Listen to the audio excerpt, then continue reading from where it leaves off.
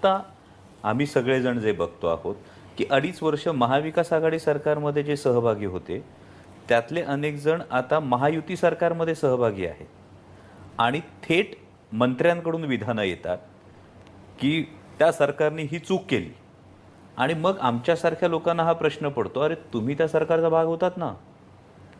मग आत्ता महायुतीतले जे काही मंत्री आहेत, हे माननीय मंत्री जेव्हा महाविकास आघाडीच्या सरकारच्या काही निर्णयांविषयी थेट आरोप करतात त्यावेळी मग या नैतिकतेविषयी तुमचं काय म्हणणं आहे?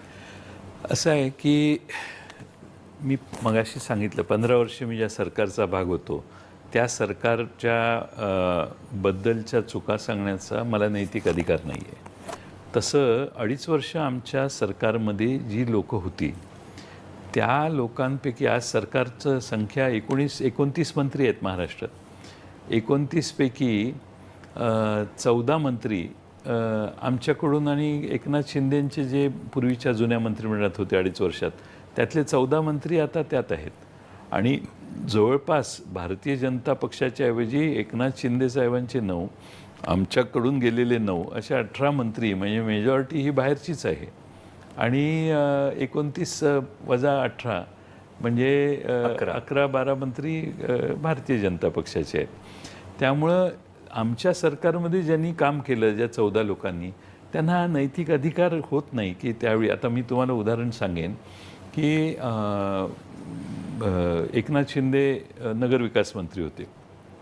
त्यांनीच सगळ्या मंत्रिमंडळाशी कन्सल्ट करून नगरपालिकेच्या मतदारसंघात एका वॉर्डात 3 अशी भूमिका मान्य केली.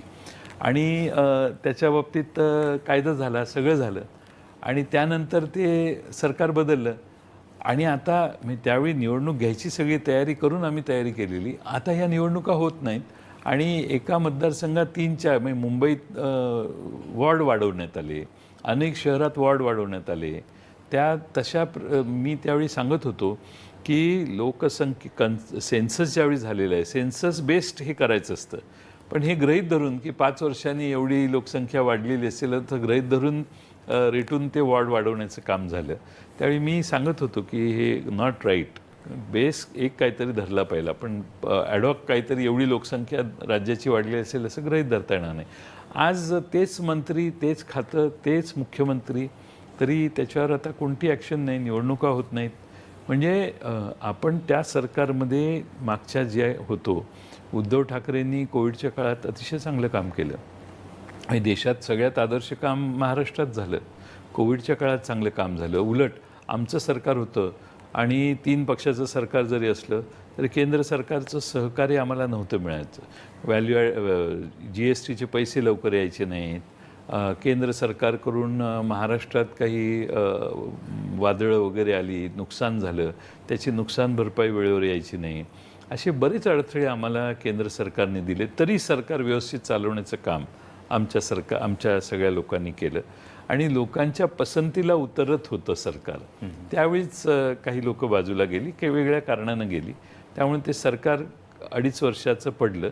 पण त्यातनंच जे बाहेर येऊन नवीन सरकार झालं ते त्या सरकारला दोष देतात. हे नैतिकतेला धरून नाही.